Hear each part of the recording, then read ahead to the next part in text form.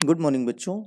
तो आज HECP health education and community pharmacy का पार्ट 3 है। ओके, तो कल किसी रीजन से वीडियो नहीं पोस्ट हो पाया, तो कोशिश करूंगा कि आज जो है कल की कमी को आज पूरा कर दिया जाए, यानी कि आज 3 वीडियो पोस्ट कर दिए जाएं। ठीक है, तो अपनी तरफ से पूरी कोशिश रहेगी। तो क्वेश्चन देखते हैं हम लोग। Cholecalciferol is also known as, cholecalciferol को और क्या बोलते हैं? विटामिन D2, विटामिन D3, ई या नन? तो कोलेकैल्सिफेरॉल देखो, vitamin, enzymes, protein, lipid, carbohydrate, है ना, ये सब बड़े इंपॉर्टेंट से टॉपिक हैं। तो इनसे क्वेश्चंस जो है बनने के चांसेस बहुत ज़्यादा होते हैं। तो विटामिन D3 को बोलते हैं cholecalciferol. Over consumption of vitamin leads to kidney stone. इनमें से कौन सा ऐसा विटामिन है जिसको अगर ज़्यादा कंज्यूम किया जाए तो क्या करेगा? किडनी में स्टोन कॉज करेगा, एक्सेस ब्लीडिंग कॉज करेगा, मसल्स वीकनेस कॉज करेगा। अगर हम विटामिन डी को ये क्या रिस्पॉन्सिबल होता है किसके लिए? कैल्शियम एब्जॉर्प्शन के लिए। अगर किसी भी चीज़ को ज़रूरत से ज़्यादा ले लिया जाए तो वो क्या करता है? लीड्स टू पॉइजनस होता है। तो over consumption of vitamin D leads to kidney stone. ठीक, deficiency can leads to nutritional disease called pellagra which present as a 4Ds। देखो 4Ds किसे बोलते हो, मैंने नीचे मेंशन कर दिया है। 4Ds में वन क्या हो गया? डर्मेटाइटिस, दूसरा diarrhoea, dementia and death. Means 4Ds are very dangerous. तो deficiency can leads to nutritional disease, उसको क्या बोलते हैं? पेलेग्रा। मतलब इतना ज़्यादा इम्पोर्टेंट है। सोचो ये चीज़ की जिसकी वजह से क्या 4D हो सकता है, यानी डर्मेटाइटिस, डायरिया, डिमेंशिया, डेथ तक हो सकती है। तो क्या? Folic acid, vitamin B2, niacin, vitamin D. तो that is called niacin. Means niacin deficiency can leads to nutritional disease called pellagra. याद रखना, पेलेग्रा के नाम से भी पूछा जा सकता है किसकी डिफिशियंसीज होता है? नियासिन की। 4Ds, इसी में 3Ds भी हैं, राइट। तो 3Ds पेलेग्रा से ही, 3 नियासिन की डिफिशियंसी से 3D भी होता है। तो वो जब मैं अगला वीडियो बनाऊंगा इसका मीन्स पार्ट 4, तो उसमें मैं उसको कवर अप कर दूंगा। ठीक है। Copper T comes in which category of contraceptive? तो copper T mechanical method, chemical method, hormonal method, और एक कौन सा था? Behavioural method, right. तो इनमें से कौन सा मेथड है जो है कॉपर टी जिस कैटेगरी में आती है? बताओ भाई, मैकेनिकल है, केमिकल है, हार्मोनल? तो हार्मोनल देखो, सिंपल सी बात, हार्मोनल हो नहीं सकता। ये कोई मेडिसिन नहीं है, इसलिए केमिकल मेथड भी नहीं हो सकता। तो कौन सा बचा? मैकेनिकल, यानी कि ये क्या है? Copper T comes under category of contraceptives of mechanical method. Advantage of intrauterine device, IUDs, जैसे अभी हम लोगों ने बात की थी किसकी? कॉपर टी की, राइट। तो मीन्स क्या? इंट्रायूटेराइन डिवाइस, इसको क्या बोलते हैं एब्रीविएशन में? IUDs। अब इसका एडवांटेज क्या है, क्यों इसको यूज किया जाता है? इसका फेल्योर रेट लगभग नील है। फेल्योर रेट लगभग नील है। बहुत सिंपल सी डिवाइस होती है। इसको इंसर्शन के लिए यूट्राइन में इंसर्शन के लिए हॉस्पिटलाइजेशन की रिक्वायरमेंट नहीं होती। मींस पेशेंट जाता है, डॉक्टर 10 मिनट में इसको लगा के पेशेंट को बाहर, मींस ना एडमिट होने की ज़रूरत है, ना किसी तरह की मेजर प्रिकॉशन की कोई ज़रूरत है, राइट। मतलब आराम से इसको इंसर्ट किया जा सकता है। It's a reversible method, can be easily removed. अब ये और सबसे खास बात क्या होती है कि ये एक तरह का रिवर्सिबल मेथड है। मींस जब तक प्रेगनेंसी रोकनी है तब तक तो IUDs का इस्तेमाल कीजिए, मींस इंट्रा यूट्राइन डिवाइस का इस्तेमाल किया जा सकता है। और जब कपल को बेबी बर्थ प्लान करना है तो IUDs को इजीली रिमूव कराया जा सकता है। ठीक जैसे इंसर्शन में किसी तरह के हॉस्पिटलाइजेशन की ज़रूरत नहीं थी, वैसे ही IUDs जो है, ये कई कई तरह की IUDs आती हैं, 2 साल की, 2.5 साल की, 5 साल की, है ना, मीन्स जब तक जो जिसे प्लान करना है, तो ये क्या फैमिली प्लानिंग में बहुत हेल्पफुल डिवाइस है एक तरह से। तो निकालने के समय भी उसको जो है उसी तरह से डॉक्टर के पास 10 मिनट में डॉक्टर निकाल देती है, किसी तरह की कोई समस्या नहीं होती है। बस कुछ एंटीबायोटिक्स लिख दिया जाता है, जिससे कि जहाँ पे ये लगा रहता है आईयूडीज, वहाँ पे जो छोटा मोटा जहाँ पे भाई इंसर्ट रहता है वो प्लेस बन जाता है, उसमें किसी तरह कोई इन्फेक्शन ना होने पाए, इसलिए थोड़ा सा एंटीबायोटिक या प्रिकॉशन वो डॉक्टर बता देती है उसी टाइम पे। मीन्स पूरी तरह से सेफ है। ठीक, तो ऑल यानी ये सारे के सारे एडवांटेज हैं। Combined pills should not be prescribed if women. Combined pills government hospitals में बहुत यूज़ होती हैं। कौन सी, जैसे मालाडी रहती थी एक समय था, अब तो बहुत सारी आ गई हैं, है ना। तो कंबाइंड पिल्स जो होती हैं ये क्या कई तरह के हार्मोन से मिलकर बनी होती हैं, हार्मोनल पिल्स टाइप की होती हैं। तो अगर कोई वुमेन ऑलरेडी प्रेग्नेंट है उसको नहीं दिया जा सकता। ये क्या प्रेगनेंसी रोकने के लिए है। अगर कोई प्रेग्नेंट हो गई है तो उसको ये पिल्स, कंबाइंड पिल्स कोई यूज़ नहीं होगी। या फिर कोई 35 ईयर्स, किसी की उम्र जो है तब 35 साल से ज़्यादा है, अगर ज़्यादा है उसको अगर दिया गया तो क्या होता है, प्रॉब्लम होती है, बहुत तरह के साइड इफ़ेक्ट्स आ जाते हैं, है ना, हार्मोनल डिसबैलेंस हो जाता है बॉडी में। कोई ब्रेस्ट फीडिंग मदर है अगर, तो उस केस में प्रिवेंशन के लिए मतलब प्रेगनेंसी प्रिवेंशन के लिए कंबाइंड पिल्स का यूज़ नहीं किया जाता है। ओके, क्यों? क्योंकि भाई फीडिंग मदर से सब कुछ, जो कुछ फीडिंग मदर लेती है वो सब बच्चे के अंदर जाता है, जिससे बच्चे में हार्मोनल डिसबैलेंस हो जाता है। ठीक, यानी ये सारे के सारे ऑप्शन किसके लिए हैं, सही हैं। Surgeon removes small piece of each fallopian tube and cut ends of tie up to block passage of ovum is called. देखो क्या है कि फैमिली प्लानिंग के लिए एक तरीका ये भी है कि फेलोपियन ट्यूब को ब्लॉक कर दिया जाता है। जैसे आपने देखा होगा फेलोपियन ट्यूब दो साइड से निकली रहती है ना, तो दोनों तरफ हल्का सा सर्जन क्या करता है, हल्का सा कट कर देता है, और कट करके उसको क्या टाई कर देता है, बांध देता है उस दोनों एंड्स को। उससे क्या होगा कि जो ओवम, वो क्या करेगा, ओवम को, पैसेज को, जो है ओवम सर्कुलेट होके जाता है ना आगे, जिससे कि जो है स्पर्म्स के साथ जो है फर्टिलाइज हो जाता है, तो ओवम के रास्ते को ही ये क्या करता है, पैसेज को ब्लॉक कर देता है। ठीक, अब जब पैसेज को ब्लॉक कर देगा यानी ट्यूब को कट करेगा। किसको कट कर रहा है, ट्यूब को। ठीक, और पैसेज, ओवम के पैसेज को ब्लॉक कर देगा, जिससे कि फर्दर प्रेगनेंसी नहीं होती है। ठीक, इसमें भी आसान सा प्रोसेस है, 3 से 4 दिन का हॉस्पिटलाइजेशन होता है और उसके बाद पेशेंट को डिस्चार्ज कर दिया जाता है। ठीक है, तो इस प्रोसेस को, ये जो प्रोसेस है इसको क्या बोलते हैं, vasectomy, A and B, tubectomy या नन। तो सिंपल सा याद रखो, फेलोपियन ट्यूब को कट करके उसके एंड को ब्लॉक कर दिया जाता है, इट मीन्स ट्यूब को कट किया जाता है, यानी ये क्या होगा, ट्यूबेक्टोमी। राइट, तो MTP done free of charge in public hospital under the following condition.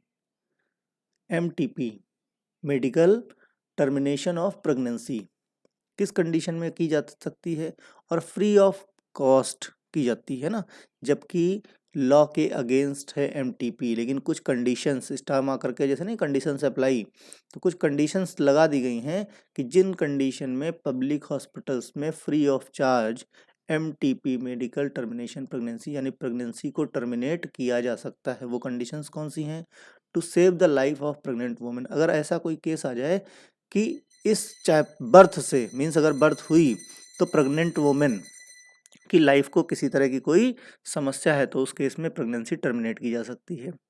Next क्या है, when pregnancy as a result of the failure of contraceptive measures, means अगर कंट्रासेप्टिव मेजर्स लिए गए हैं उसके बाद भी उनके रिजल्ट्स फेल्योर हैं, मीन्स जैसे सपोज करो जैसे किसी ने कॉपर टी लगाई है, ठीक, लेकिन गवर्नमेंट हॉस्पिटल में उसका बाकायदे आपके पास पर्चा होना चाहिए कि भाई हमने लगवाई, उसके बाद भी प्रेग्नेंट हुई, तो ऐसे केस में भी प्रेगनेंसी टर्मिनेट की जा सकती है। On humanitarian ground when pregnancy has been caused by rape. Humanitarian means मानवता के उस पे जो है, उसके बेस पे, उसके ग्राउंड के बेस पे भी प्रेगनेंसी टर्मिनेट की जा सकती है अगर प्रेगनेंसी हुई हो किसी तरह के रेप अटेम्प्ट से। ठीक, यानी ये सारे के सारे रीजंस किस लिए हैं, वो कंडीशंस हैं जिसमें कि प्रेगनेंसी को टर्मिनेट किया जा सकता है फ्री ऑफ चार्ज। कहाँ पे? In public hospital. ठीक, ये उनकी कंडीशंस हैं। Main objective of first aid, जो फर्स्ट एड है हमारा पूरा चैप्टर है आपका, आप लोगों ने बनाया भी होगा कॉलेज में, है ना। कोरोना चल रहा था, मे बी ना भी बनवाया गया हो, तो ये भी प्रोजेक्ट का एक पार्ट होता है। तो मेन ऑब्जेक्टिव फर्स्ट एड का क्या होता है? फर्स्ट एड का मेन ऑब्जेक्टिव होता है प्रिजर्व लाइफ, मीन्स सबसे पहले लाइफ को सेव किया जाए, फर्दर प्रिवेंट फर्दर हार्म, किसी तरह का और नुकसान ना होने पाए, प्रमोट रिकवरी, रिकवरी को बढ़ावा दिया जाए, बढ़ाया जाए। मीन्स भाई सबसे पहले किसी तरह का कोई एक्सीडेंट हो जाए, किसी तरह का हार्ट अटैक आता है, कुछ भी आता है, तो फर्स्ट स्टेप क्या होता है हमारा? फर्स्ट स्टेप तो हमारा फर्स्ट एड ही होता है, राइट। तो फर्स्ट एड से क्या सबसे बड़ी चीज़ भाई, लाइफ जाहिर सी बात, किसी का एक्सीडेंट हो गया, ब्लीडिंग हो रही है, तो सबसे पहला काम क्या करोगे आप? फर्स्ट एड करके उसकी ब्लीडिंग रोकने की कोशिश की जाएगी, है ना। उसके बाद आप हॉस्पिटल लेके जाओगे। फर्स्ट स्टेप तो आपका फर्स्ट एड ही है, राइट। तो ये सारी कंडीशंस उसके ऑब्जेक्टिव हैं, फर्दर हार्म ना होने पाए, लाइफ को प्रिजर्व करके रखे, प्रमोट रिकवरी, रिकवरी को प्रमोट किया जाए। Rules of the first aid, rule क्या है भाई? रूल है सबसे पहले पेशेंट को ऑक्सीजन दी जाए। मीन्स अगर ऑक्सीजन की कमी है किसी तरह से, चाहे उसको माउथ टू माउथ रेस्पिरेशन दिया जाए, चाहे उसको उल्टा पीछे के बल लिटा के उसकी कमर के ऊपर हल्का सा प्रेशर दिया जाए, जिससे लंग्स जो है ओपन हो जाते हैं, हाथ को ऊपर कर लिया जाए, मीन्स लंग्स को ओपन, ओपन पोजीशन है ना, भीड़ भाड़ के एरिया से उसको खुले में लेके आ जाए। अगर किसी को ब्लीडिंग हो रही, सबसे पहले उसकी ब्लीडिंग को स्टॉप किया जाए, है ना। जैसे पैर वैर में ब्लीडिंग है तो पैर को क्या थोड़ा ऊंचाई पे आप रख दीजिए, जिससे कि ब्लीडिंग, मतलब जो प्रेशर की वजह से ब्लड बह रहा है वो ब्लड ना बह पाए, है ना। Prevent and treat the shock, अगर किसी को शॉक आया है तो शॉक का ट्रीटमेंट सबसे पहले किया जाए, ठीक। तो ये सारे रूल्स हैं, बेसिक रूल होते हैं फर्स्ट एड के, जो करने ही करने होते हैं, ठीक है। अब होल्गर नील्सन मेथड किसे बोलते हैं? होल्गर नील्सन मेथड बड़ा इंपॉर्टेंट है और शायद नज़र में ना भी पड़ा हो किसी की, है ना। तो back pressure arm lift method, mouth to mouth respiration, external heart compression, all. अब होल्गर नील्सन मेथड क्या है? ये भी एक तरह का फर्स्ट एड मेथड है। तो बैक प्रेशर, पीछे से प्रेशर देना, जो मैं अभी बता रहा था, आर्म को लिफ्ट करके पीछे से प्रेशर देना, उससे क्या होगा, आराम से उस वो क्या करेगा, अपर पोर्शन में ब्लड, मीन्स वो रेस्पिरेटरी सिस्टम को, मीन्स रेस्पिरेशन को बढ़ाया जाता है इस तरह से। एक्सटर्नल मीन्स अगर हार्ट पे है तो ऊपर से हार्ट को दोनों हाथों से प्रेस किया जाता है, लेकिन ये सिर्फ ट्रेंड लोग कर सकते हैं। अगर ऊपर से आप प्रेस करोगे और गलत तरीके से अगर प्रेस हो गया, ठीक, इसीलिए दोनों हाथ से जब प्रेस किया था, दोनों हाथ एक के ऊपर एक रखे जाते हैं, अदरवाइज दोनों अलग अलग रखोगे तो हमारा रिब्स क्या हो जाएंगी, टूट जाएंगी। मीन्स जो हार्ट के आसपास नेचुरली कवच बना है वो टूट जाएगा और वही रिब्स हार्ट के अंदर घुस जाएंगी और पेशेंट की डेथ हो सकती है। इसलिए जब तक पूरी तरह से आप ट्रेंड नहीं हैं, तब तक एक्सटर्नल हार्ट कंप्रेशन नहीं करना है। किसी पेशेंट को mouth to mouth respiration means वो जो है पानी, मान लिया पानी में डूब गया है किसी रीजन से, लंग्स पे क्या है, लंग्स उसके भर गए हैं, जैसे पानी में हुआ तो पानी में लंग्स में पानी चला गया, है ना। तो अब वो सांस नहीं ले पा रहा है, स्पेस नहीं है, तो उस कंडीशन में क्या माउथ टू माउथ रेस्पिरेशन दिया जाता है तेज़ी से, जिसकी वजह से भाई अगर लंग्स कुछ कभी कभी लंग्स चिपक जाते हैं, जैसे बलून होता है, लंग्स को एक तरह से बलून की तरह ट्रीट करो, है ना। तो जैसे बलून है, अब बलून को क्या करते हो, बलून ऐसे हवा दो, जैसे स्टार्ट में जब फुलाते हो तो ज़्यादा ताकत देनी पड़ती है, उसके बाद धीरे धीरे जब फूल गया तो क्या होता है, फ्लेक्सिबिलिटी बढ़ जाती है और आराम से फूल जाता है, तो माउथ टू माउथ रेस्पिरेशन दिया जाता है। तो इस मेथड को क्या बोलते हैं, मीन्स हाँ। तो अब बात करते हैं इसको होल्गर नील्सन मेथड को। तो back pressure arm lift method जो होता है उसी को हम बोलते हैं होल्गर नील्सन मेथड, ठीक, यानी हमारा ए ऑप्शन सही है। Science and syndromes of fracture. अब फ्रैक्चर्स के साइंस और सिम्टम्स क्या होते हैं? Science and symptoms of fracture क्या होते हैं भाई? Severe pain, difficulty in movement. देखो जाहिर सी बात है, कभी ना कभी हर किसी को कहीं ना कहीं थोड़ा बहुत फ्रैक्चर होता है, चाहे हेयरलाइन फ्रैक्चर हो या मेजर फ्रैक्चर हो, बोन फ्रैक्चर हो, तो मीन्स हर कोई गुजरा हुआ है। तो ये कुछ सिम्टम्स हैं, साइंस दिए हुए हैं। पेन होता है बहुत। दूसरा, मूवमेंट में डिफिकल्टी, जैसे हाथ पे चोट लग जाए तो क्या घर वाले क्या बोलते हैं, पहले उंगलियां चला के देखो, चल रही नहीं, पैर पे है तो पैर की उंगलियां चला के देखो। मूवमेंट मीन्स मूवमेंट आराम से हो रहा है, अगर डिफिकल्टीज हो रहा है it means chances of fracture. Tenderness on applying pressure, हल्का सा भी प्रेशर अप्लाई करो तो क्या बहुत ज़्यादा खिंचाव सा महसूस होने लगता है ना। तो ये सारे सिम्टम्स और साइंस हैं किसके, फ्रैक्चर्स के। देखो इन सारे ऑप्शंस को देखो मैं इसीलिए बता दे रहा हूँ, आराम से इनको पढ़ना और पढ़ने के बाद बहुत ज़्यादा ध्यान देना, क्योंकि ऑप्शंस ऐसे ही बनेंगे।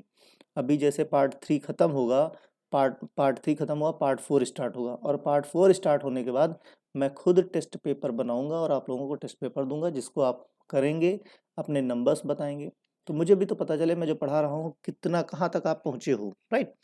ABC of the first aid and also described as 3Bs।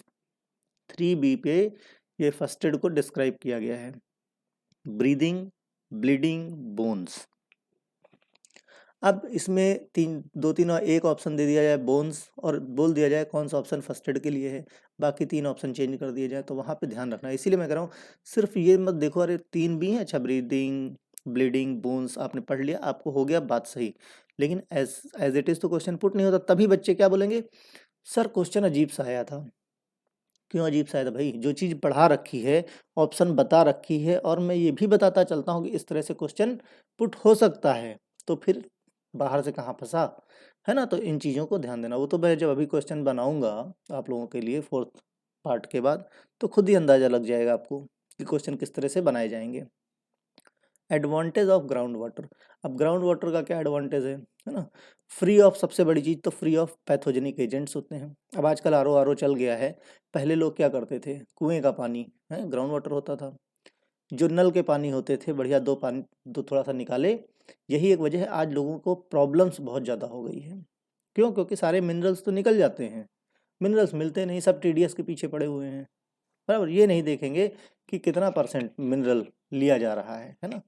तो यही एक वजह है। अब लोग कहेंगे कि पहले पानी अच्छा था, अब पानी खराब आ गया है। पानी कभी अच्छा खराब नहीं था, प्रॉब्लम ये थी पहले पानी का कंजम्पशन होता रहता था, पानी निकलता रहता था और ग्राउंड से पानी आता रहता था, मीन्स फ्लो मेंटेन होता था। कहीं पे आप बाल्टी में भी पानी रख दो कुछ समय के लिए, उसके बाद आप देखो उसमें भी बैक्टीरिया आ जाएंगे। अगर फ्लो बना रहेगा तो कभी कोई प्रॉब्लम नहीं होगी। तो वही चीज़ हो गई, पहले सबका सब कुछ ग्राउंड वाटर से ही यूज़ किया जाता था, मीन्स कुएं से, नल से, ये सारी चीज़ें इस्तेमाल की जाती थी। आजकल जो निकलता है वहाँ से, समरसेबल आ गए हैं, जिनके पास टंकी में पानी भर लिया है, उसका फिल्टर हो रहा है, उतना ही फिल्टर, वेस्ट कितना सोचो, जितना आप पानी पी रहे हो उससे ज़्यादा तो पानी निकल जा रहा है। ठीक, पानी के साथ मिनरल्स चले जा रहे हैं, मीन्स पीने वाले पानी में मिनरल्स कम है, और जो निकल रहा है वेस्ट पानी जिसे आप बोलते हो उसमें मिनरल्स ज़्यादा हैं। तो ये तो सब समस्याएं आ गई है ना। Required no further treatment, ground water को फर्दर कोई रिक्वायरमेंट नहीं है। कहीं कहीं कुछ एरिया होते हैं जहाँ पे पानी खराब होता है, ये नहीं बोलता हूँ, लेकिन कुछ एरिया होते हैं, जैसे कहीं पे कोई इंडस्ट्री वगैरह हो, या कहीं पे कूड़ा कचरा ज़्यादा निकलता हो, नाला वगैरह हो, तो ऐसे एरियाज में मान सकते हैं, लेकिन आप तो ट्रेंड चल गया है ना। तो supply is nearly assured even during dry season. तो देखो एडवांटेज क्या है, फ्री फ्रॉम पैथोजेनिक होता है, किसी तरह कोई हार्मफुल बैक्टीरिया नहीं होता है। रिक्वायर्ड नो फर्दर ट्रीटमेंट, किसी तरह के ट्रीटमेंट की जरूरत नहीं पड़ती है, और ड्राई सीजन में सप्लाई का एश्योरमेंट होता है। सप्लाई नियरली एश्योर्ड, लगभग लगभग एश्योर होती है कि ड्राई सीजन में भी ग्राउंड वाटर आप लोगों को मिलता रहेगा। तो ये सारे एडवांटेज हैं किसके, ग्राउंड वाटर के। अब cause of enamel mottling, enamel mottling का कॉज क्या है। तो देखो क्या, पानी में कई तरह की इम्प्योरिटी होती हैं, कहीं क्लोरीनेटेड वाटर होता है, कहीं फ्लोरिनेटेड वाटर होता है ना, कहीं कोई मिनरल ज़्यादा है, कहीं कोई मिनरल ज़्यादा है। तो इन चीज़ों से क्या होती है भाई, अलग अलग चीज़ें हैं, अलग अलग मिनरल्स है जिनका बॉडी में अलग अलग यूज़ है। अब इम्प्योरिटी होगी, तो इम्प्योरिटी इट मीन्स उसमें वो चीज़ लिमिट से ज़्यादा है। अब लिमिट से ज़्यादा है तो जाहिर सी बात अफेक्ट कहाँ करेगी, हमारी बॉडी पे करेगी।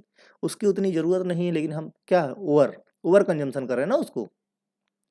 अब जैसे इनेमल मॉडलिंग हो जाती है, इट मीन्स कि पानी में कोई ना कोई प्रॉब्लम है, तो क्या हो सकती है, क्लोरीन ज़्यादा है, जिंक है, लेड है, या फ्लोरीन है। तो जो फ्लोरिनेटेड वाटर होता है, जहाँ पे फ्लोरीन की इम्प्योरिटी ज़्यादा होती है, उस केस में इनेमल मॉडलिंग स्टार्ट होना शुरू हो जाती है। किसकी वजह से, फ्लोरीन की इम्प्योरिटी की वजह से, विच कॉज कॉन्स्टिपेशन। अब फ्लोरीन, राइबोफ्लोविन, जिंक, साइनोबैक्ट, साइनोकोबालामिन, तो जो जैसे इम्प्योरिटी जिंक की ज़्यादा हो गई, this is the responsible for constipation. अगर जिंक की इम्प्योरिटी पानी में ज़्यादा है तो कॉज करेगा क्या, कॉन्स्टिपेशन। मैंने पहले भी कहा कि ओवर कंजम्पशन किसी भी चीज़ का हार्मफुल होता है। Disease not caused by bacteria, इसमें से कौन सी डिजीज है जो बैक्टीरिया से कॉज नहीं होती। ये भी आपके सेकंड ईयर का पेपर था ना, लेकिन आपके सिलेबस में है इसलिए आपका जानना जरूरी हो। इससे बहुत क्वेश्चन बनेंगे बहुत तरह के। तो उसके लिए क्या, मैं जो भी वीडियो बनाऊंगा उसमें 2-3 क्वेश्चन इसी तरह पुट कर दूंगा, है ना। बैक्टीरिया वायरस सब में अलग अलग तरह के बैक्टीरिया वायरस या डिजीज रहेंगी। तो हेपेटाइटिस क्या है भाई, हेपेटाइटिस, हेपेटाइटिस वायरल डिजीज है ना। अब गैस्ट्रोएंटेराइटिस, इंटरे इंटराइटिस राइट है। और दूसरा क्या है, पोलियो माइलिटीज, काफ़ी टफ टफ नाम है ना। तो disease caused not caused by bacteria, इसमें से कौन सी डिजीज है जो बैक्टीरिया से कॉज नहीं होती है। तो इसमें सारी यानी कोई भी डिजीज, यानी सारी की सारी क्या है, वायरल डिजीज। हेपेटाइटिस भी वायरस से होती है, पोलियो भी वायरस से होती है, गैस्ट्रोएंटेराइटिस भी जो है वायरल डिजीज है। तो यानी इसमें कोई भी डिजीज ऐसी नहीं जो बैक्टीरिया से कॉज हो, not caused by bacteria. Question थोड़ा आगे पीछे हमको लगता है लड़के ने कर दिया है, ध्यान देना। मैं आपको लॉजिक बता दे रहा हूँ कि इसमें से कोई भी डिजीज बैक्टीरिया के थ्रू कॉज नहीं होती, सारी की सारी क्या है, हमारी वायरल डिजीज। ठीक। अब Weil's disease caused by, Weil's disease क्या होती है भाई, किसके थ्रू कॉज होती है, हेलमेंथिक होती है, प्रोटोजोअल होती है, वायरल होती है, स्पायरोकीटल होती है। तो जो विल्स डिजीज होती है, देखो ये जो नाम वाली साइंटिस्ट के नाम से जो डिजीज आ जाती हैं, इनको बड़ा ध्यान रखना, क्योंकि ये सब क्या है, ऐसे मतलब नाम होते हैं जो डेली रूटीन में तो अपने आते नहीं हैं, लेकिन एग्जाम में जब पूछ लिया था, और एग्जाम में तो क्वेश्चंस क्या कैसे होते हैं, मैंने तो फिर भी पूरा लिख दिया, विल्स डिजीज कॉज्ड बाई। ठीक। तो हो सकता है किसी क्वेश्चन पे आप लोग अरे सर ऐसा पुट कर दिया, तो मैं आपको बताता हूँ, सिर्फ और सिर्फ एग्जाम में क्या लिखा रहेगा, विल्स, बात खत्म। राइट, विल्स लिख देगा, उसके बाद आप दिमाग लगाओ, ये डिजीज है, विटामिन है, मिनरल है, प्रोटीन है कि एंजाइम है, क्या है विल्स। तो आपने पढ़ा है तो याद होगा, नहीं पढ़ा तो तुक्का भी नहीं लगा पाओगे। इस तरह पेपर बन रहा है, नहीं तो अपने सीनियर से पूछ के देखिए। मैं भाई क्वेश्चन तक पूरा नहीं लिख रहे लोग और ऑप्शन डाल दे रहे हैं, तो ये सब समस्याएं आती हैं, इसलिए इनसे पहले से अवेयर रहो। इसीलिए मैं बोलता हूँ क्वेश्चंस को कई बार पढ़िए, समझने की कोशिश करो कि वो क्या कहना चाह रहा है। खाली विल्स लिखा है तो क्या समझ पाओगे। ठीक। तो Weil's disease caused by helminthic, protozoal, viral या स्पायरोकीटल। तो स्पायरोकीटल जो है रिस्पॉन्सिबल होता है किसके लिए, विल्स डिजीज के लिए। अब schistosomiasis, somiasis caused by, schistosomiasis caused by protozoal, viral, through snail या नन। तो through snail, schistosomiasis is caused by through snail, यानी सी ऑप्शन सही है। ये पूरी टेबल बनी है, इसमें कम से कम मुझे लगता है 55-60 जो है ऐसे ही बैक्टीरिया की डिजीज होंगी, और उनकी डिफिशियंसी से होगा, वो क्या क्या करती हैं, डिजीज क्या क्या होंगी। फिर इसी तरह से 35 से 40 जो है पूरी टेबल बनी हुई है किसकी, वायरस की। तो सारे के सारे पढ़ पाना तो मुश्किल है, जिसने साल भर पढ़ा होगा वो ठीक, नहीं पढ़ा हो तो मैं इम्पोर्टेंट जो हैं, जिस पैटर्न पे प्रीवियस पेपर बने हैं मीन्स सेकेंड ईयर का आपका, उस पर एक आइडिया लगा के जो इम्पोर्टेंट है वो मैं बनाता चल रहा हूँ, आप लोग देखते रहिए। Prevention and control of water pollution act passed in, prevention control of water pollution का एक्ट कब पास हुआ है, 1960, 1965, 1970 या 1974, यानी 1974 में prevention and control of water pollution act पास हुआ था। ठीक। अब कॉमा शेप्ड बैक्टीरिया देखो, कॉमा शेप्ड, रॉड शेप्ड, ये सब शेप्ड की आपके यहाँ की बैक्टीरिया होती हैं। राइट, तो ये सब क्वेश्चन पूछ लेते हैं। Cocci, bacilli, vibrio. तो अब बैक्टीरिया के दूसरा बैक्टीरिया याद करना मुश्किल है, कौन बैक्टीरिया कौन वायरस, यहाँ तो आप शेप पे आ गए। इन बच्चों करें क्या, जो पूछा जाता है, खैर परेशान मैंने क्या कहा, जो इम्पोर्टेंट है मैंने, आप अपना दिमाग मत लगाइए, जो मैं बोल रहा हूँ केवल उतना पढ़ते रहिए, बाकी कहीं कोई प्रॉब्लम नहीं होगी। ठीक। या जिसने आपको लिंक दिया है कि इस चैनल से पढ़िए, उससे आप खुद पूछिए कि जो उन्होंने कहा वो सही निकला कि नहीं, अगर सही निकला तो आप भी ट्रस्ट कर सकते हो, और जिसे नहीं ट्रस्ट है एग्जाम के बाद ट्रस्ट आ जाएगा, राइट। तो ये तो सिस्टम है भाई, जाहिर सी बात है ना। तो कॉमा शेप्ड बैक्टीरिया जो विब्रियो होती है that is comma shaped bacteria. यहाँ पास में मंदिर है तो थोड़ा घंटी बजती है, तो माइंड मत करना आप लोग, है ना। स्कारलेट फीवर एक्चुअली क्या आज सुबह सुबह कल रात में बना नहीं, तो एक दिमाग में प्रेशर था कि आप लोगों को वीडियो नहीं रिलीज कर पाए, तो मॉर्निंग में सबसे पहला काम, इसीलिए आवाज़ भी थोड़ी भारी लग रही होगी, है ना। जैसे उठा हूँ सबसे पहला काम कि आपको वीडियो प्रोवाइड करा दूँ, उसके बाद ही कुछ काम और किया जाए, ठीक। तो वीडियो बना रहा हूँ, जो टाइम लगेगा अपलोडिंग में हो सकता है कि आपको एक आध घंटे बाद मिले, तो आपको अरे सर इतना लेट उठे आप, तो उठ मैं समय से ही गया था, लेकिन क्या अपलोड करने में काफ़ी चीज़ें होती हैं, सिर्फ वीडियो बनाना ही नहीं होता है ना, काफ़ी लंबा प्रोसेस होता है, उसके बाद जाके अपलोड हो पाता है। तो खैर, scarlet fever caused by corynebacterium diphtheria, mycobacterium leprae, streptococcus pyogenes या नन। तो scarlet fever caused by streptococcus pyogenes, ठीक है। Syphilis caused by, syphilis caused by, syphilis क्या है हमारी, क्या है, कम्युनिकेबल डिजीज है ना। तो कुछ बच्चों ने बोला था टिटनेस कम्युनिकेबल नहीं है, जो मैंने प्रीवियस वीडियो बनाया था, तो टिटनेस भी बच्चों कम्युनिकेबल डिजीज़ की कैटेगरी में आती है, ठीक। क्लोस्ट्रीडियम टेटनाई से होता है, जो ए ऑप्शन इसमें है, क्लोस्ट्रीडियम टेटनाई से, ठीक। तो ये भाई जैसे चोट लग गई किसी को अर्थ में होती है, तो अर्थ से कम्युनिकेट हुई ना, सॉइल में मोस्टली ये बैक्टीरिया पाया जाता है। और जैसे आपको घाव लगता है, इसीलिए लोग टिटनेस का इंजेक्शन क्यों लगवाते हैं, नहीं तो सेप्सिस हो जाती है, यही बैक्टीरिया क्या करता है, सेप्सिस कॉज कर देता है ना।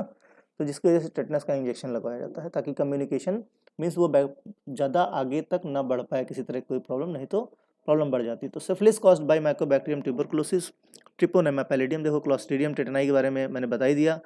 माइकोबैक्टीरियम ट्यूबरकुलोसिस हो नहीं सकता क्योंकि टीबी की है, तो जाहिर सी बात है बचा कौन, Treponema palladium that is responsible for syphilis, है ना। Which is not bacterial disease, cholera, diphtheria, rabies, syphilis.